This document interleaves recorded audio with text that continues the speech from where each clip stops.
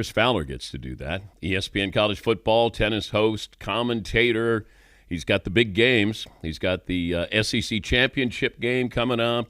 He's going to have the Heisman ceremony, the national title.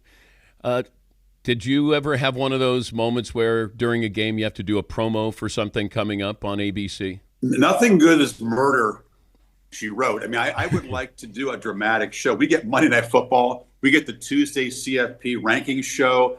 It's hard to, bring the gravitas to that, Dan. It's hard to lay the drama on with those kind of promos. I kind of wish we had, even like dancing with the stars. I mean, you could do something that you don't get a lot of opportunities. All righty. Your initial reaction to the rankings was what? Notre Dame's worried. I actually just spoke to Marcus Freeman about some other things, but, them dropping down a spot. Alabama beating Auburn, a tough rivalry game. Great win for them, but not an overwhelming performance. Has some Notre Dame people nervous. Hey, these games are all interconnected on Saturday in ways that not everybody fully understands, in ways that we haven't quite seen before, okay?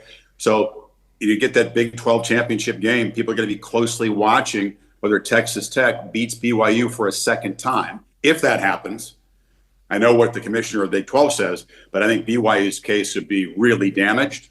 Both losses would be to Texas Tech, but a second loss with BYU's resume would probably be fatal in my view, based on what the committee has done. If they win that game, Texas Tech's not going to fall out of the bracket, and BYU would be Big 12 champions. That would make a lot of people sweat. The ACC championship game, a 7-win Duke team wins a 6-way tiebreak. I have no idea how the ACC determines the tiebreak.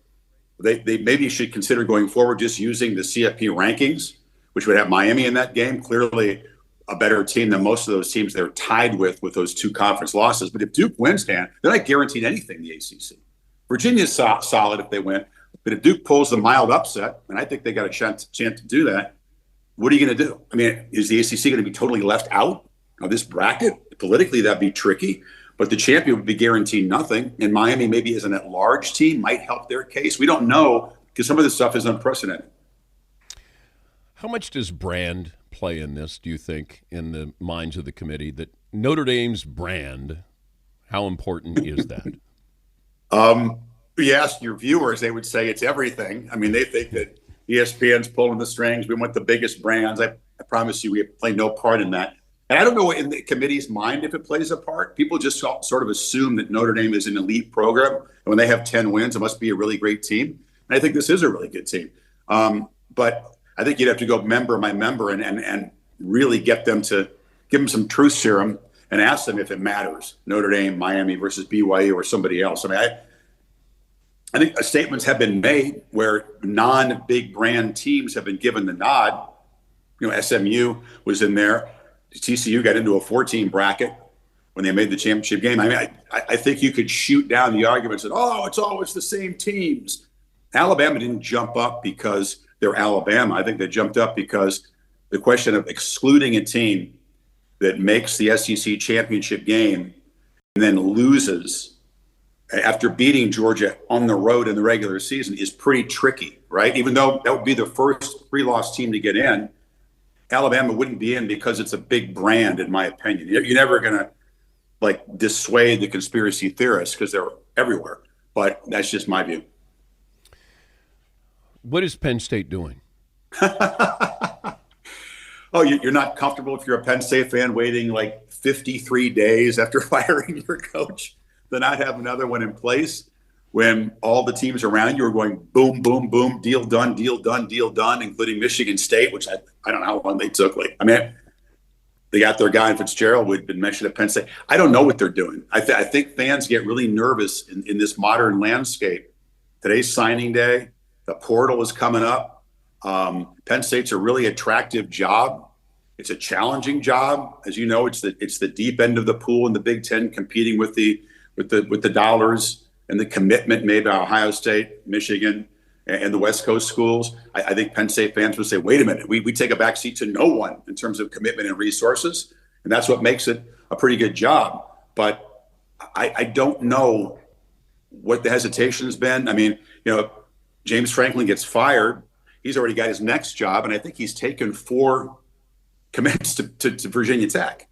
And that's the concern. In this modern era, Dan, people don't really fully understand this. It's really the roster that is the asset for the program. The coaches are very important because the coach has to play a big part in assembling the roster and then creating the culture where you get these mercenary guys out of the portal who actually will blend and mesh as a team. I'm not downplaying that. But when you talk about a program and the money people that pay for the roster and hire these consultants that pay them millions to help them assemble a roster, assign a value to this guy. They know, hey, this defensive back at UAB has this analytical grade on every single play of his season. Here's his rating as a player. Here's how we would fit our program. Here's what we should pay him. They have that information to work with for virtually every guy in college football. It's crazy. I've seen the graphs on each player.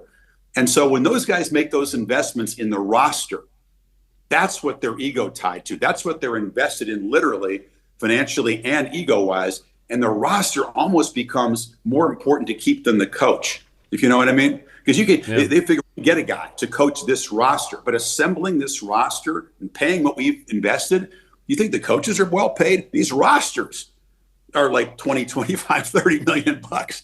That's not really talked about enough. It's like pro sports, right? You cover NBA. The roster is really bigger than the coach. Talking to Chris Fowler, he'll be on the call, the SEC title game. That'll be at 4 Eastern Saturday on ABC. Also, the Heisman Trophy ceremony, December 13th, and also the national title game as well. Kiffin to LSU, more about Lane Kiffin or the hiring structure windows of college football? Well, the schedule's a problem, but that's not his reason for going to LSU. If you want to be mad at Lane Kiffin for bailing on Ole Miss, go ahead. It's not the schedule's fault. The schedule sets up to create messy situations, right? You can't have signing day, the playoff, and the portal basically compressed within 1 month, all coinciding, coming and going all the time. The coaching carousel is only going to spin more and more because what I was talking about with the rosters. You can't win with this roster. We'll get someone who can. So that's not going to change going forward. We're going to have a messy situation every year. They could clean up some of it by maybe a more logical schedule. That's a longer conversation. Kiffin did what most coaches would do. Kiffin did what Pete Carroll and Nick Saban told him to do, basically, or advised him to do. I'll put it that way. And what he thought his late dad Monty would have wanted him to do. And LSU has resources. They've won championships with 3 coaches. Ole Miss, I think he could do it there too, but it's more of a leap of faith. I like Lane at Ole Miss. I'm disappointed for their program. I hope they make a nice run in the playoff with Pete Golding as coach. But Lane is not the villain who's symbolic of everything wrong with the sport. Fans are going to think that. They're going to root for LSU to lose every game by 50, which they won't, by the way.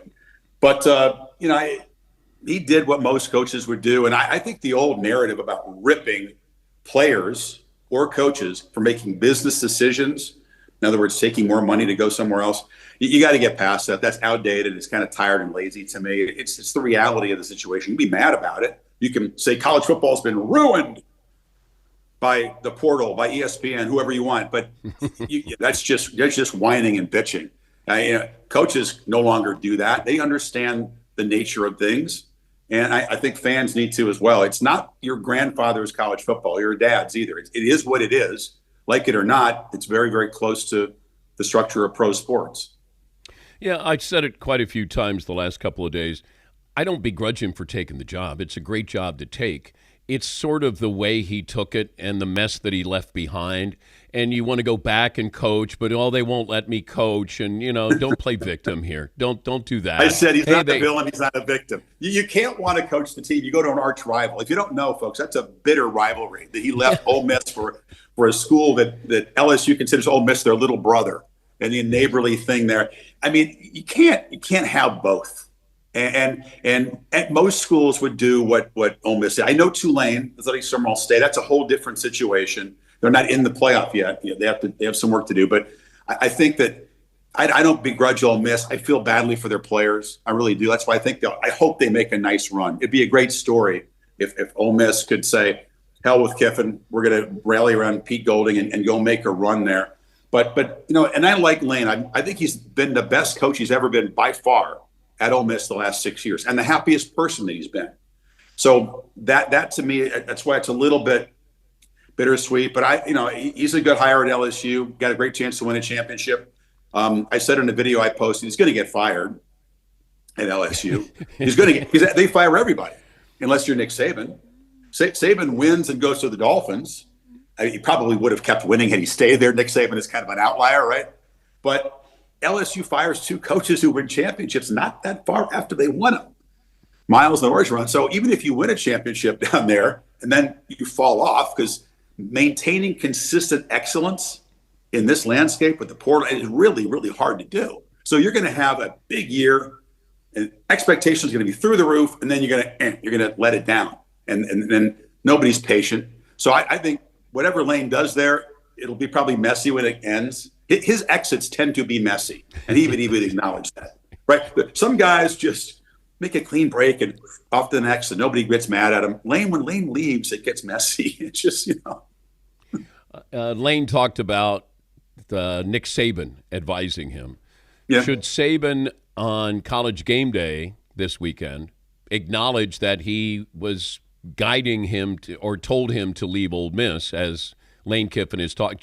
Should he be saying that, since he's on the premier college football program, and you're one of the most powerful people, and you are guiding Lane Kiffin to take the LSU job? Should that have been disclosed, or will it be disclosed? Will it be disclosed? I have no idea. But you think I should advise Nick Saban on what to tell people in college? Well, if I'm Reese Davis, I got to ask the question, Chris. Well, I understand. I think he didn't tell him to leave Ole Miss, to clarify that. He just laid out for him what his opinion was of the opportunity to win a national championship at either places, as I understand it. So, and he wouldn't be the only one to lay out that argument. Again, as I said, it's been done at LSU by 3 different coaches, not that much time. And it hasn't been done at Ole Miss. I think that's a little bit less relevant in the modern system, because you can win a championship at Texas Tech. They might do it. I mean, they're not favored to, but they're capable of winning a championship. Look, TCU got to the championship game. Ole Miss can make a deep run. I don't think you have to be one of the biggest brands, because you can spend like the big brands did. That's what Texas Tech has done, and the path in the Big 12 is less rugged than other conferences. But I don't think Ole Miss would be incapable of winning a national championship. I really don't. He's advising him. This is Lane saying that he's the one who said you got to take the job. Among others, I think he said Pete Carroll advised. Yeah, but Saban's the guy who is doing college football. He's doing game day. I think Saban's wisdom is massively respected by every single coach in the business, including Lane, of course, who work for him. So I think that offline, what conversation they had, that's for Nick to share or not.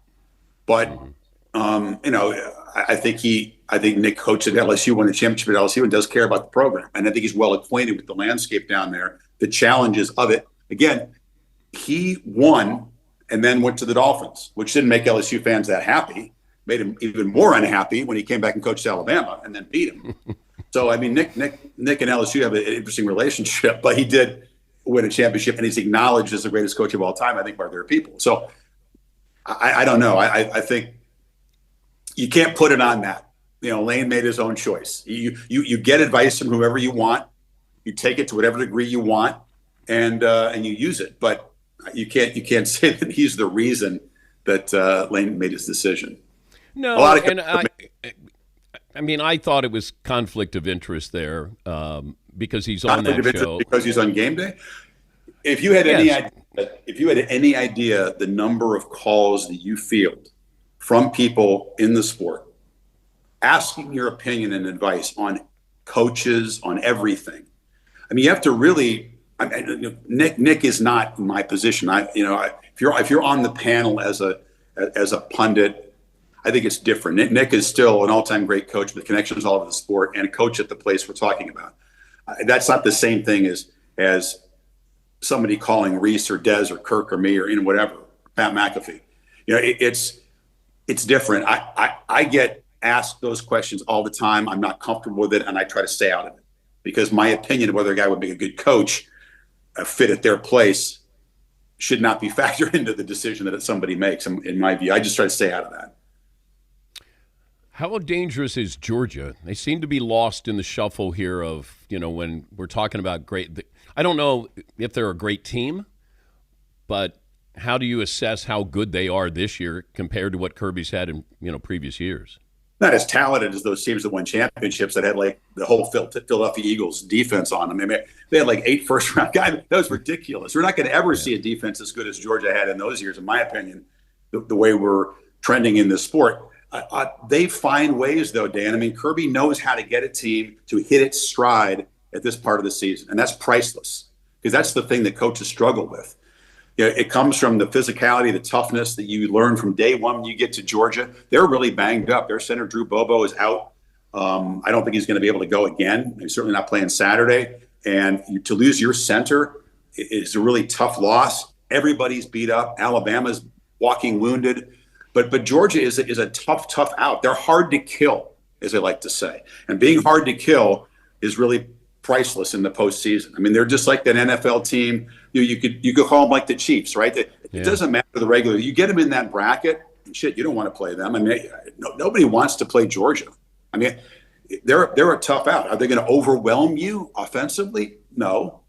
Are they going to allow 3 points a game on defense? No. They've been a little bit more vulnerable, especially early in games. But the way they're playing defense now, the way they played against Georgia Tech, I don't expect a scoring fest against Alabama. Georgia's going to be hard to beat, and it'll be interesting to see where they, get matched up. But I know no one wants to see them opposite your team in the bracket.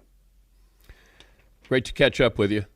State's fired up now. Come on, this is the biggest time of the year. This is when you got to perform, Chris. Do I not look fired up today? You do. But what? Not enough. I don't know. Did you get a lift in today? I didn't get a cold plunge in. I do 3 minutes at 38 degrees in the backyard, but we got the landscape. I can't get out there yet. But once I get the cold plunge, we'll get a lift. I don't know. I'm sorry, you didn't feel I was fired up, but I'm fired up. Don't get me wrong. I don't know. Every day's Super Bowl for me. I mean, I'm on my deathbed here. I mean, I'm barely able to talk, but this. Nobody cares. You play hurt. I have nobody cares, but I have knee surgery on Monday, so I'll get through that. I'll be at the Heisman. You got to do what you got to do, and you're a great example of that. So. Have a great holiday, buddy. I'll talk to you before that. Have a great holiday. Thank you, Chris. That's Chris Fowler. He's tough. He'll be on the call for the SEC title game coming up this weekend.